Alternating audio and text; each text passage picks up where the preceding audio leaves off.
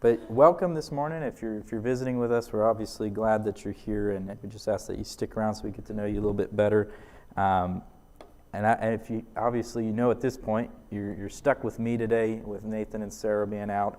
I've actually been on deck for about a month now. Nathan has been telling me it could happen at any moment, so I was supposed to have a sermon ready for about a month now, and so. Me and Nathan kind of discussed a little bit of how I could contribute to his current series, which he had titled Learning to Live the Jesus Way.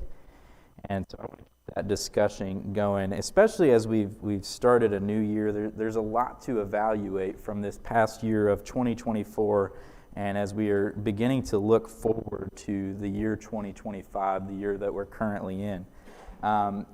You may or may not be aware of this. Every year, Google releases a video called A Year in Search.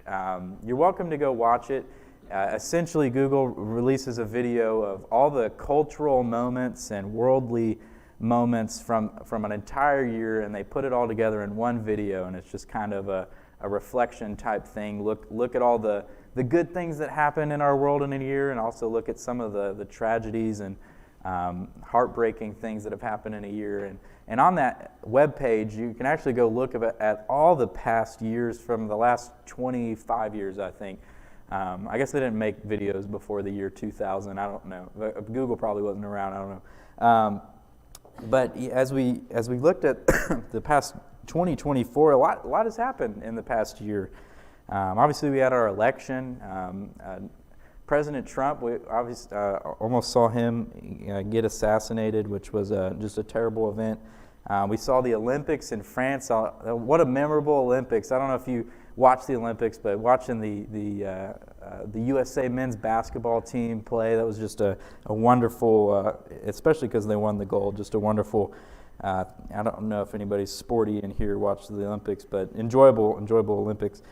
We also had the hurricanes this year, and just some of the devastation that came in our country with that, and for many people losing their homes. And then we had famous people that passed away this year, like Toby Keith and Liam Payne, James Earl Jones, even O.J. Simpson also passed away. And I love this. This says a lot about our culture. The most asked question this year, I'm sure you could guess, the most asked question on Google this year was, what to watch? It says a lot about us as a culture and how we love to be entertained, and how much TV we watch, and how much time we spend on our phones, that the most asked question this year was, what should I watch? Whether that's on Netflix or YouTube or whatever streaming service you use. It just says a lot about who we are as a people, as a country, and as a culture, as a world, and what we've done this past year, where we've been, and where we're going. Just some of these things that meant a lot to us in a year. It just shows a lot about us. And I'll ask the question. I think we all come in here with different things that happened in 2024. For many of you, 2024 may have been your favorite year ever. May have been top 5 greatest years of your life. For many of you, it may have been, a harder year, a challenging year, a tough year, or just a year that may have been on the, just one of the worst years you've ever had. And for maybe most of you, 2024 may have just been an average year, just a regular year, just a year that wasn't different than the last year. It's just the same year as it always is. Nothing special happened, nothing bad happened either. But we all come to the table, it being 12 days into the year 2025, with different experiences, exiting an old year, entering a new year, but we still have the same hope that comes with a new year, that maybe, hopefully, whether last year was good or bad, maybe this year will be better. Maybe this year will be way better than what last year was. Although we just looked at this past year, I also think it's valuable to look at what was the world like 10 years ago. For Noah, I was just turned 15. I can't believe that's 10 years ago already. I was a freshman in high school. Me and Avery had just recently started dating. Actually, we technically weren't dating yet because I didn't have my driver's license. So our parents would drop us off at restaurants and then pick us up after it was over. So, the cute dating, I guess. But I can just think about the people that were in my life 10 years ago that are no longer in my life, the relationships I had 10 years ago that I don't have anymore. You gain friends, you lose friends, and then some people that have passed away. I had both my great-grandparents 10 years ago and no longer with us, and hope to see them again one day. But 10 years ago, even culturally, you may remember the Ebola outbreak. I remember being in high school going, whoa, like this outbreak's happened, and now 5 years post-COVID, not so crazy. You may remember just the ISIS terrorist organization was way more present. I remember this too. The Malaysian Airlines flight that went missing. That was 10 years ago.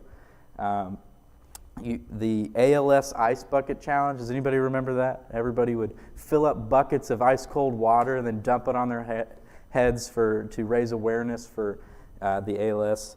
And this one blew my mind. The movie Frozen is already 10 years old.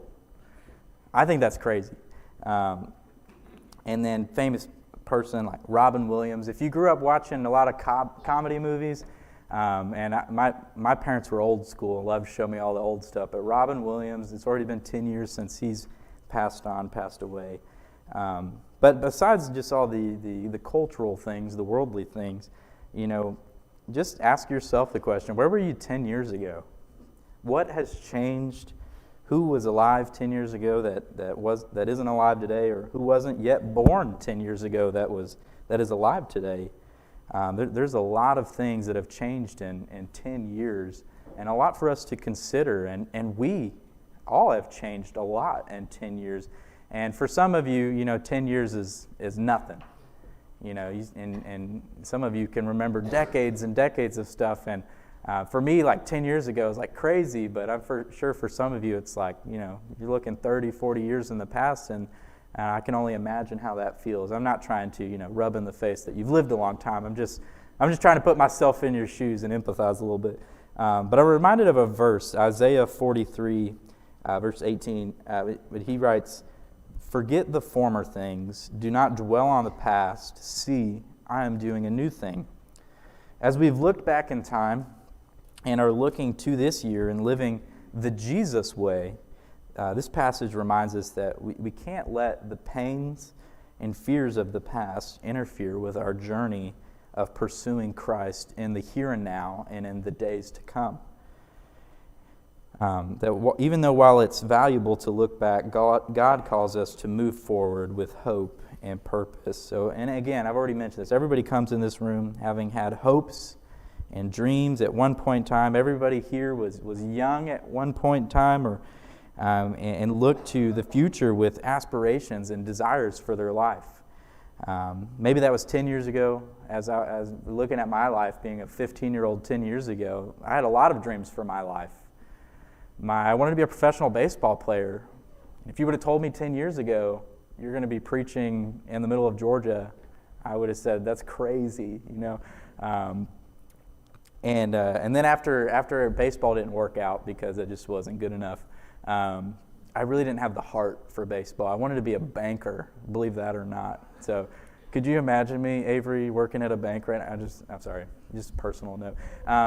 I just can't, just imagine myself working I almost failed pre-calculus in high school, so that's really what took me out of the banking world. But I'm so glad God has called me to this. But we all come in here with dreams that we had when we were young, and those things have changed over the course of your life. But I want to encourage you to think of 2024 and every year preceding it as a stepping stone toward God's ongoing work in your life, especially in this year of 2025. And so I'll ask the question, what is that going to take? What is it going to take to allow God to fill your life this year? And so I'll start with another question, which is, do you want to follow Jesus? Do you want to follow Jesus this year? Well, if you ask that just general question to the world, a lot of people say no. A lot of people say no. They don't want to follow Jesus. Many say yes, and a lot of people say kinda. 2.4 billion people claim to be Christians in the world today. That's a lot of people, actually. That's just a little bit under half. That is 2.4 billion people is a lot of people. But even within that 2.4 billion people, there are a lot of people that say, yeah, I believe in God, but I don't know if I really want to, dedicate every day to that. I don't know if I really want, to change my life per se. Like, I believe there's a creator out there. I believe God. I believe Jesus died for my sins, but I don't know if I want to make that change the way that I live my life. So a lot of people, believe in Jesus, believe in God, but not necessarily a lot of people want to let that grip their each and every day, their souls. And I was reminded of a passage in Luke chapter 9, verses 59 through 62. And this is a story of Jesus. Then he said to another, Jesus saying, "Follow me." But he said, "Lord, let me go first and bury my father." And Jesus said to him, "Let the dead bury their own dead, but you go and preach the kingdom of God." And another also said, "Lord, I will follow you, but let me first go and bid them farewell who are at my house." But Jesus said to him, "No one, having put his hand to the plow and looking back, is fit for the kingdom of God." I always thought, if you just read that as like a regular person, you're just kind of like, man, Jesus, that's a little harsh. Like, you're telling me, like, my dad just died, I can't go have like a quick funeral, or like I can't run home real quick, tell my parents and my wife, like, hey, by the way, I'm about to go follow this guy. It seems a little bit harsh, and I think Jesus is obviously trying to make a point here. More than he's trying to give a theology on funerals. I don't think he's trying to really make that point. But rather, I think he's trying to address the attitude of these individuals' response to a call. Jesus called this man, and he said, yeah, like, sure, but I have to do something first. Like, I got something else that takes priority before I follow you.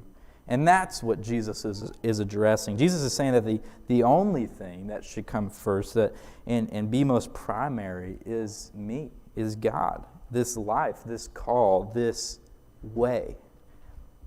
And so I'll ask another question.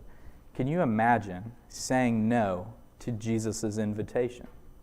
Because Jesus invites us all. Can you imagine saying no to Jesus' invitation? And I'm going to go ahead and press you a little bit. I'm going to say, I think we all can imagine it a little bit. And I actually think that we all can empathize with these people a little bit. That we've all felt convicted at one time or another to respond to something in a way that God would want us to, and yet we didn't do that thing. We didn't respond to God's call. We either found something else more important, more primary, or just didn't want to make the time for it. Whatever it may be, we've all felt that conviction to do something for God, or to do the right thing, to do the good thing, the thing that God would want us to do, and yet we did not do it. And so I think we can all imagine to saying no to God, no to His invitation. And so this morning, and I want to gear us towards this idea of surrender, really deeper than that, the cost of discipleship. What is it going to cost you to follow Jesus? And I think that boils down to the word surrender. Following Jesus will require you to leave something behind. And this is, in many reasons, why I think that many people refuse to follow Him. That I have to leave something behind that I either enjoy, that I like, that makes me comfortable, that makes my life so wonderful, to follow Jesus.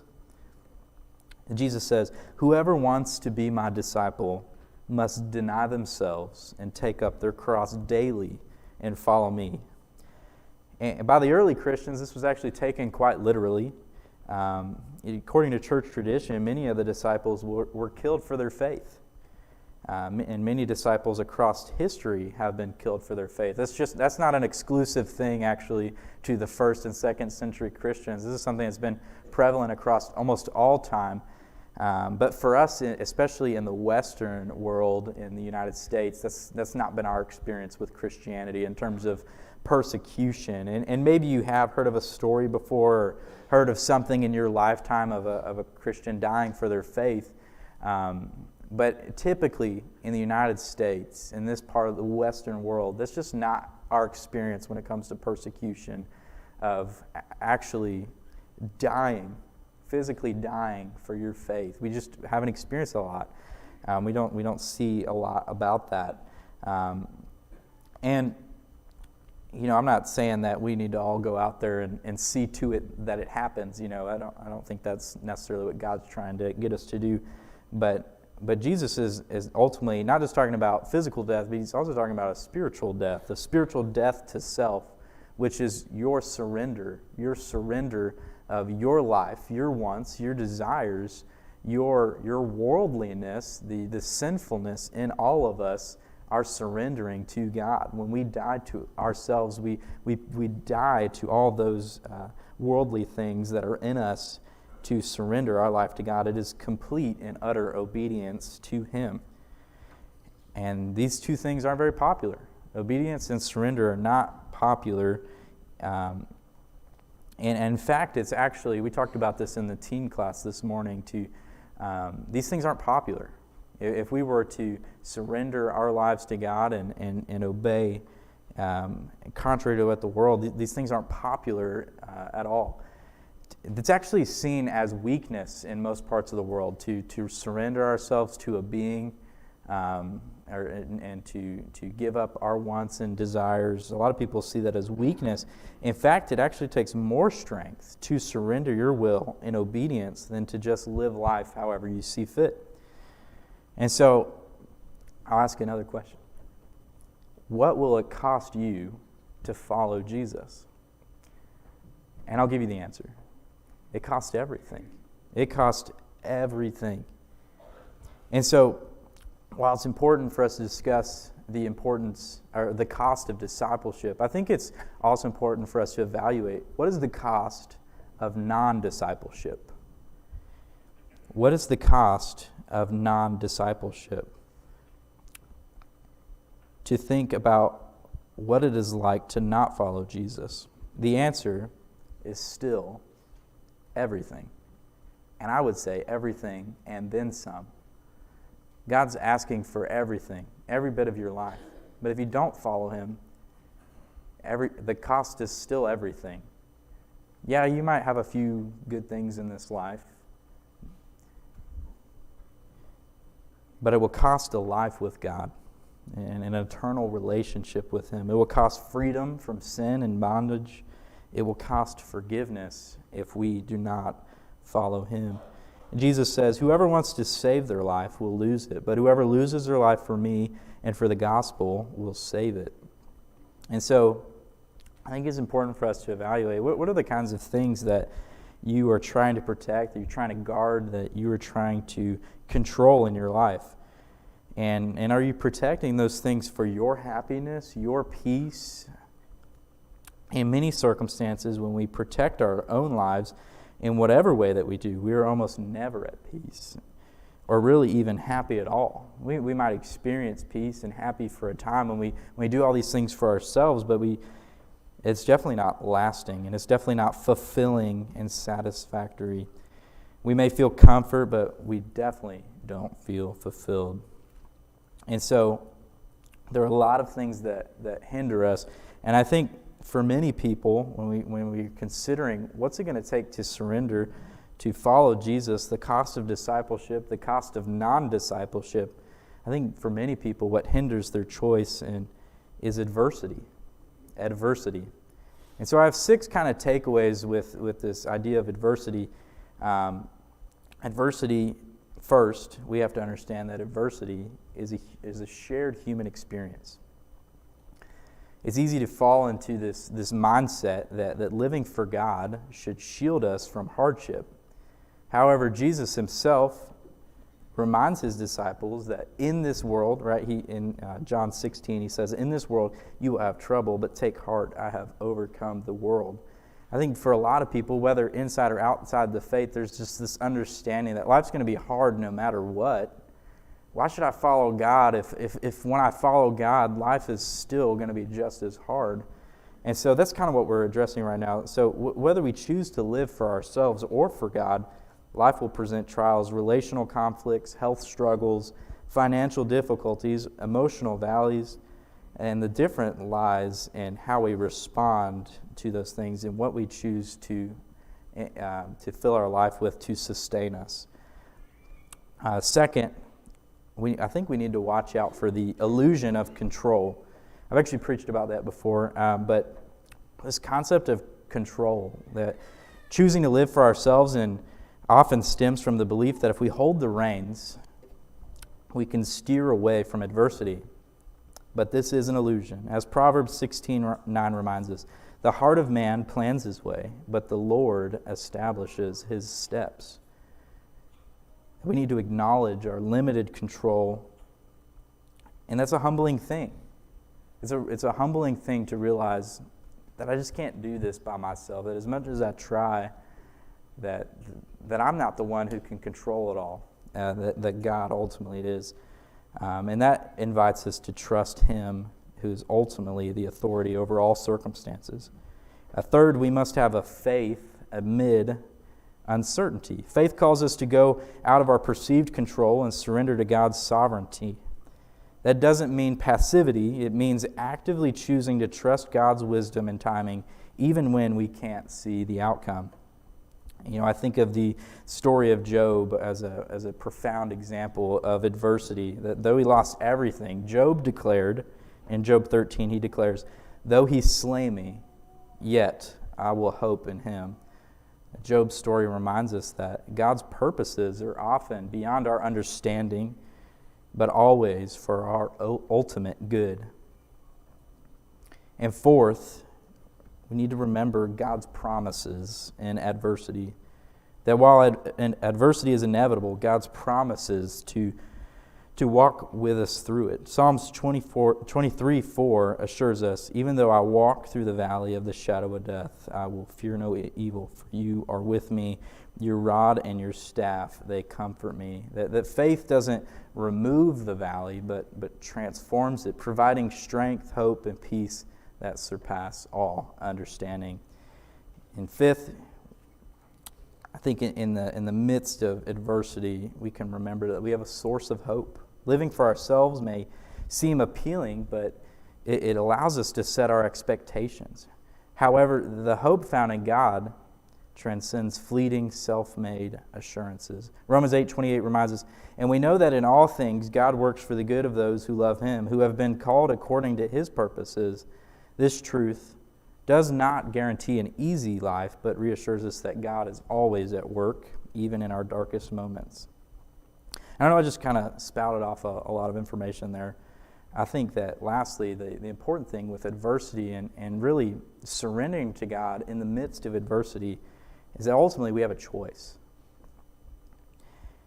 Adversity forces a choice. That we can either rely on ourselves or we can surrender to God.